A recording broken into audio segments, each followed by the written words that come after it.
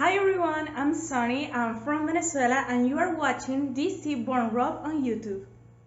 In this video, I speak with a person that was robbed in Medellin, Colombia by his taxi driver. Follow along. Hey, you watching, man, right now? You're watching DC Born Rob on YouTube. Okay, good morning, good evening, good afternoon, wherever it is you're located. Thanks for watching. My name is Rob Christian, also known as DC Born Rob, DC Rob, Rob. I answer to them all. Thank you guys for watching. As the title says, and as I just spoke at this introduction, this is about a robbery of a tourist in Medellin, which is not uncommon, but he was robbed by his taxi driver. We're going to jump into that in a second. But if you ever get any benefit out of my videos, do me a favor, go down and hit the subscribe button, click the bell to be alerted of any new videos, and like. Like helps the YouTube algorithm. The more you take a second and go down and hit like, the more people get to see these videos. For everybody who takes a second and go down and hit like, this is for you. Peace and love, eh? Órale. That's right. Thank you guys so much. Let's just jump into the interview right away. Okay, guys, I told you I had another special guest. I have the gifts keep coming. I have some good ones for you. This time, in my effort again to keep you safe, you need to know what's going on the ground there. Whether it's your first time or you're a regular, you need to do due diligence. And hopefully this video serves that purpose also. So I saw a video of a gentleman and he had an issue. Well, you can see by the title, he got robbed by his taxi cab driver or whatever the title says. So I actually have the gentleman who was robbed, Ahmed. Ahmed, welcome to the channel. Thank you, man. Thank you, Rob, for having me. Yeah, man, I appreciate you coming on. So you're actually from Canada, right? Yeah. Originally from Toronto, Canada. Okay, and how old are you? I'm 25. Okay, 25. So you're a young cat too. Now, you just told me prior, but if you'll repeat that for me, tell me how you ended up in Colombia, how you ended up in South America. Yeah, for sure. So since the pandemic started, I've kind of just been stuck at home, like working at my job, and I always had the desire to like work and travel at the same time. And that opportunity just kind of fell on my lap recently, like in the last few months. So I figured, like South America is a place that I've always wanted to go to. I've never been, so I've decided to go to Peru. So I started off in Peru, really loved it, met some really amazing people, and the people that I met in Peru were like, hey, we're all going to go to Colombia as well. So I then just decided to change my plans as well and just go to Colombia as well for the first time. Ended up loving it, despite that robbery happening. Explored all over the country and went to like 7 cities and really fun. Spent about 2.5 months in Colombia. And so just kind of ended up in Colombia just randomly, but really happy with the way that things flowed in that trip. Okay, that's good. And before you traveled to Colombia, did you watch any videos? Did you read any stories? Did you study up on it? To be honest, no. Like I had like a general perception that Colombia and just most places in South America were a little bit dangerous. Could be just like my own stereotypes that I just heard about South America and stuff. But in terms of researching like the safety about Colombia, not so much. Like my grandfather has been to Medellin before. He's the only person in my family that's really like traveled to South America, and so he let me know that like El Poblado specifically was an amazing area. Didn't really say too much about it, so my general impressions were like, yeah, it's going to be a cool place, but other than that, not really, man. Okay, so you didn't watch any videos before you went down? No, I just kind of winged it, and just Really? decided to go. Okay, so you were coming from Peru. Did you decide to go to Colombia when you were in Peru or prior? In Peru, in Peru. Originally, I was just going to go to Peru and then kind of decide where to go from there. I just booked like a one-way ticket, so I already had planned to travel for a while. I just didn't know where it was going to be after Peru, and then the natural course of things, and based on the people I met, it was just happened to be Colombia. Mhm. Okay, so what part of town were you staying in, by the way? In Medellin. And I mean, what part of Medellin? Yeah, in El Poblado. So there's like the Calle 10. I was maybe like Mhm. just like a 10-minute walk away from that guy. Okay. Okay. So let's get to the title of the story. This gentleman was actually robbed in Colombia, but probably by somebody you would never think of being robbed by. So tell us the story from beginning to end. You woke up that day, you decided or it was nighttime, or however it worked. You tell the story. Sure, sounds good. So day started off like really productive. I just remember I had been doing a lot of partying the days before, so I was like, man, today I really want to just like be productive and do some healthy habits. So from like the morning until like the afternoon, I just went to the gym, went swimming, went for some walks, reading, just like having a really good day. And then I get a text from one of my friends who I met in Colombia, and he's like, "Hey man, I really want to check out some museums and like this place called Plaza Botero, which is in Central Medellin, and I really would like it if you came along." So I was like, "Yeah, man, I'm having a great day. Why not come to see this? Because I heard about Plaza Botero. I always wanted to go, and I was telling myself like, man, I should do more touristy things when I'm in Colombia. So I figured, why not?" So I go meet my friend at the hostel that he was staying at in El Poblado, and we get inside of an Uber, and we just like Uber together to Plaza Botero. And so we're walking around, just like taking pictures of everything, laughing at some of the funny statues that were there, and just having a fun time. Like it was a cool place. And I heard before that Central Medellin was a little bit dangerous, but I felt safe being in that area just because there was a lot of tourists and it felt really busy and like I had a good atmosphere about it, so I wasn't too worried. So we were walking around the plaza, whatever, and then after we finished looking at the statues and stuff, my friend was like, "Hey, man, I'm gonna go to like this modern art museum that's nearby in Medellin. You want to come?" And I was like a little bit tired from the day. It was probably like 5 or 6 p.m. And to be honest, I just kind of wanted to chill back at my Airbnb. So I was like, "Nah, man, I'm good. You can go see the museum, and I'll catch you later." So he goes and he just finds a random taxi and he takes the taxi to the modern art gallery. And so I'm just there by myself and I'm just like opening my phone on the Uber app trying to get like an Uber because I know like previously from just past experience and talking to people, you're not supposed to take a yellow taxi in Colombia in general. It's probably best you take like Uber or some of the other ride sharing services that they have. Just a PSA for anybody watching this. And Yep. so I was just like on the Uber app, typing the address for my Airbnb. It's loading, and usually it takes like 5 minutes in Medellin to find an Uber, but this was taking like an abnormal amount of time. Like I was walking around, seeing, making sure my signal was okay, like is my phone working? But like 15, 20 minutes passed, and I'm still waiting. Like, man, I really can't get an Uber, and I was like really getting impatient. And I just thought to myself, I could take a yellow taxi. I know it's dangerous, but like this is taking a long time, and like it's probably like a 1 in a million chance that I'm gonna get robbed anyways. So, so I start hailing some cabs on the street, still waiting for my Uber app to load, and I'm hailing, and it's like rush hour, 5 p.m. or 6 p.m., and so all of the taxis are full. And so finally, this one driver stops, and he rolls down his window, and my Spanish is not so great, so I'm just like showing him the address on my phone, and I'm like, "Hey, can you take me back to my Airbnb?" And immediately I could tell there was something a little bit off about this guy. Like he looked a little bit scruffy, I guess is the right word to describe it. He was dressed with like some ripped clothes, and just the overall vibe I got from him was like not somebody super friendly or welcoming. But I was impatient. I was tired. I had been waiting literally for like 30 minutes just to find a ride home, and I was like, "Man, if you can take me to my destination," and we negotiated a price for it. The price was fine. I was like, "Let's go." So I get in the back of his car and we start going back to my Airbnb. Um, Turns out he was pretty friendly. We were just talking and like I was just using my broken Spanish to have a conversation with him, like, "Oh, you live in Medellin, how do you like it? Whatever, whatever." And we were just chopping it up, having a pretty normal conversation.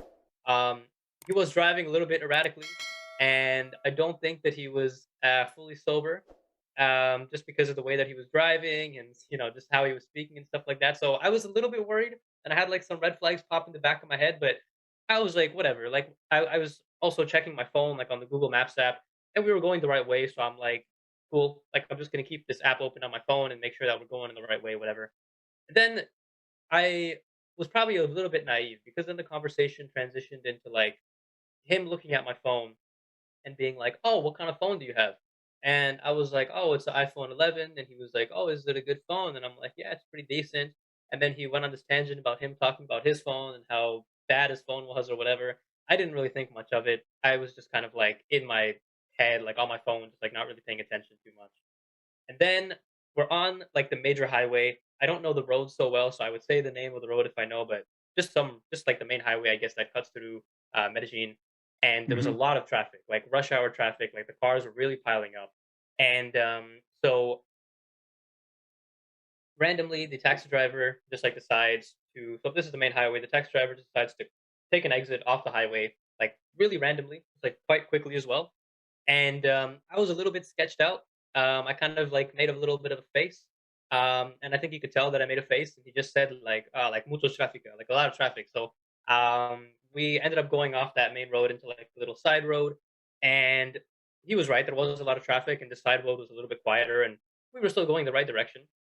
So a little bit alarmed, but not like anything crazy. I was still like, all right, we're still, the general right direction.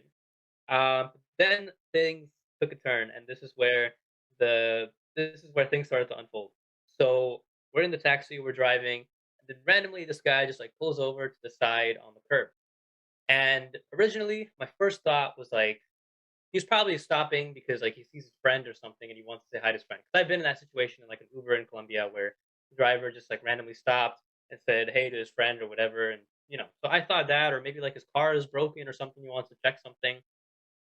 But he stops the car, and I had my phone in my hand with it unlocked on the Google Maps app because I was checking if we were going the right direction. And I see this guy like kind of reach down a little bit into like what appeared to like be his like sock or shoe or something, and I just see him pull out like a huge knife. Like the blade was probably like that big, like it was more of like a machete than like a knife. And he just like he turns around from his front seat and just puts it like right to my neck like that. Like so the blade is like right touching my neck. And he sees the phone in my hand and he just says phone and points at it. And I'm not gonna lie, I've never been robbed or had anything like that happen to me. So I froze. I literally froze when that happened. Like it took me like 2 seconds to even register what was happening. Like I saw the knife, I saw he was pointing at my phone, and I just froze. And then like 2 seconds later, I'm like, oh, I'm getting robbed. Crap. So I just gave him my phone, and he kept the knife here even after I gave him my phone. And so I just like moved my neck back a little bit, kind of went to the side, opened the taxi door, and just jumped out of the taxi and slammed the door shut because, like, not because I was mad, like, oh, screw this guy. It was more like I was just trying to get out of that taxi as soon as possible. So I jumped out and slammed the door, and then this guy just like bolted away with my phone. And I was in like a state of shock. Like I just had to like stand there for a little bit. Like, is this real? Like, did this actually just happen? Because it was all so fast. And I'm in the middle of this highway in Medellin. I don't know anybody. I don't know the road names. I don't have a phone anymore. And I'm wondering, like, what do I do now? Like, luckily I had like a little bit of money and credit card in my pocket, which I'm really surprised that he didn't take. So I go back to the main highway, and which is probably insane. I'm like trying to hail a taxi in the middle of the highway. And then I had a moment where I'm like, man, I got to get it together. This is not going to work. Like I was still a little bit in a state of shock. So I just like start walking back to the side road that I was just on. And I see these two guys who appear to be like working or something, and they're on their phone outside. And this was just the luck of the draw. So I went right up to them and I was like, hey guys, I just got robbed. I don't have a phone. Can you get me an Uber? And I was so lucky because they were actually heading home from work, ordering an Uber for themselves. And so they were really kind. They changed the address of the Uber to be my Airbnb. I gave them some money. And yeah, I was in the Uber, super paranoid the entire time I was in that Uber because that just happened. And yeah, luckily about 20 minutes later, I made it back to my Airbnb. And yeah, man. So that's the story of how I got robbed.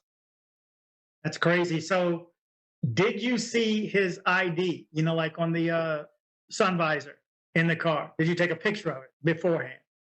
No, I didn't. I didn't even see if there was like an ID, and I think that was just like my own ignorance. Like I didn't even know if like Colombian taxi drivers have their IDs or whatever usually posted, just because I've mostly been taking Ubers and stuff. So no, I didn't. Okay, quick PSA to everybody else, and I did this one a couple of weeks ago regarding, I said, don't take a taxi at Parque lleras after 1 o'clock in the morning, period.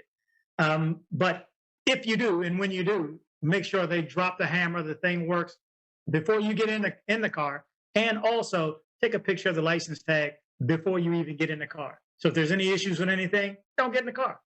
But yeah, that it's good to be Monday morning quarterbacking, and after the fact, I'm now. So everything I do when I do these videos is for the next person to not get got, to not find themselves in the same position. So at least you made it away alive.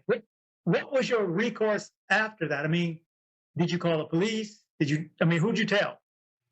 So it's a pretty funny story. So once I got back to my Airbnb, I went on my laptop and I quickly like logged into my WhatsApp on my laptop to see if that was still going to work because that's where I had all my contacts on WhatsApp. Luckily, it still worked. So I was just messaging all of my closest friends like, "Hey, like message me on Facebook. I don't have a phone anymore. I can't talk on WhatsApp." So I just told that to like 10 people, and then I was just honestly like super paranoid. Like I thought about calling the police, but then I'm like, I have no way of like telling the police like really like who it was that took my phone. I could just sort of describe what they look like. I had like a little bit of a mental image in my head, but I had no idea like what kind of car it was, what the license plate or anything of that was. I couldn't even tell them like um where I got picked up or where I was even robbed because I had no sense of like direction in that city. So Mhm. I didn't know any details. I just kind of sucked it up. And I think that was partly because I heard so many stories in the past about people getting robbed or pickpocketed of their phones in Medellin that I just kind of decided like, you know what, this happened. I'm not gonna like just make a big deal about it. I just ended up getting like a cheap $100 phone from like the technology mall that's near El Poblado. And yeah. So Okay, that was I was getting ready to ask you too. Did you have a backup phone? So there's PSA number two for everybody. They know we just went to Honduras over the weekend, and my second phone popped out, and she's like, "Well, you got a second phone?" Yeah, I don't leave. I'm not leaving the country without that backup phone because mhm. it still works if you have Wi-Fi, and my Google and everything is still set up on that phone. Why would I not take it? And you never know. And I forgot what happened. Oh, my phone dropped out of my pocket too, and I'm like, yeah, this could have been bad because without your phone, everything is on your phone. So you weren't able to right away to cut off all the apps. You can do it remotely, right? Call Apple or whatever and tell them, hey, shut this thing down. Exactly, yeah. So like if you go on the Find My Phone app, you can like remotely disable your phone and like erase all of the data and stuff like that. So I was not the smartest person. I didn't back up any of my photos or contacts. So I was like, hey, I have nothing to lose. So I just clicked the erase button right when I got robbed. So if you had to go on my Okay. phone, it would just have erased everything. And so I had no worries he was gonna like access my data or anything like that. That's good. That's the good thing. Everybody erase your stuff and lock your stuff, but your phone's not locked when you're watching. I mean, if I'm in an Uber, I'm watching a map on Uber. I want to know where he's going. And if there's any issues with Uber, he went out of the way, I pull up Google Maps at the same time and know because I know Medellin. You're not going to lose me in Medellin. I know my way around. But still, in this circumstance, I mean, who knows? Nobody can really say what they're going to do until they're in that particular instance. But one last question for you, I mean, what's your thoughts now on the city of Medellin and the country of Colombia since this happened? Since it happened, um, it didn't really change my opinion too much of the city and the country, aside from the fact that, like, I will just say this: if you are in Medellin and you will find yourself in Central Medellin for whatever reason, just be extra careful. Like, maybe in El Poblado because it's a nicer, more upscale, more touristy area, you can get away with being a little bit more relaxed and you feel more safer in that particular part of Medellin. But if you are in Central Medellin, just don't take taxis. Just make sure you have like things in your pockets, that kind of thing. But in terms of like my general impressions of Medellin, I really love the city. To be honest, I found it really beautiful and just like a nice city. And Colombia in general, one of my favorite places I've ever been to. You know, there's so much diversity of landscapes, and the people are so friendly, and just so many cool things to do and cool things to see that I will definitely be back. But I will probably be back with some more caution in my head this time. But that's not to say you should never go. Colombia is a very beautiful country, and as long as you just use your street smarts and Mhm. follow some of the guidelines from this channel and some other people and do your own research, you'll have a great time. Exactly. Good way to end it. Good way to end it. Thank you so much for coming on and telling the story and letting other people hear exactly what happened and what can happen. Is there anything I missed as far as asking you or anything else to the story or anything else that you want to alert potential visitors to coming down? No, I think I think I covered all the details of the story, and you asked some pretty good questions. The only thing I'll end with is don't take a yellow taxi. Just take an Uber. I don't care if it takes 20 minutes for the app to load. Take the Uber all the time. I, Doesn't. I will I've say, tried it. Yeah. no, go ahead. No, I was gonna say I've tried it in every city: Cartagena, Bogota, Medellin, Santa Marta. Uber works. Trust me. Just take an Uber. And people have to know though, Uber is illegal. I don't know what happens to the rider if you're caught, but the driver is jacked up. I mean, I heard they take Mhm. the car, insurance, it's a big deal. But Wow. and I will say this: you triggered when you told me, oh, it was about 5 o'clock, and I was gonna. Man, when I worked there, I work online too. My dance class started at 6 on Parque Sur, the other Parque, one block over. And I knew it took me only 15 minutes to get there, but I was off at 5. I was calling my Uber at 5:05 because I knew it was going to take long. It's coming, drop. It's coming. Okay, this guy, 15 minutes, 13 minutes, 12, drop. And then we just look. So at 5 o'clock, you need to know, and I would assume it's the same in the morning too for rush hour. You need to know it's going to be difficult getting an Uber, a Didi, all the other ride shares. Taxis are always sitting outside of your hotel. They're always on the corner. You're almost, at some point you're going to have to. You're just going to have to because Uber's not going to be there for you. I've had to, and I've been unhappy about it. But it was my only way of getting around. And it's sitting outside your hotel while you're waiting on your Uber to drop, and they're sitting there waiting. And you get in. It's simple as that. You're going to have to ride in one at some point, and they're beat up. They're crappy. Remember, don't slam the doors, because when you told me that, I thought of that too, because they're big. They'll put their arm out. Don't slam the door, because Americans slam the door. Yeah. I don't think we slam the door. I think their doors are so thin that when you shut it, it sounds like you're slamming it. So, but please don't. You're going to be taking a taxi at some point if you have to get around. Just do due diligence. Take a picture of his picture when you get in. Take a picture of his license before you get in, and send it to somebody. It does no good if you take a picture of it and then they steal your phone. And he's got your pictures too. So take that picture, send it somewhere. I'm going to work on that, a place where people can send messages. And I thought of this before a few days ago. Before people go out on dates or whatever, send this we need to have one central location to send that information to. I need to work on that. But anyway, man, I appreciate you so much for coming on and telling the story, man, especially on such a short notice too. So I appreciate it. Yeah, my pleasure, Rob. Thanks for having me. Okay, all right, man. Well, have a good night then. All right, you too, man. Take care. Okay, bye-bye. Bye-bye. So I hope you liked this video. If you did, make sure you go down and hit subscribe. And definitely like. It helps that YouTube algorithm. You know what I'm talking about? See what I'm saying? We have a YouTube channel, like it! Please comment and share if you liked the video. Please subscribe and kick the bell.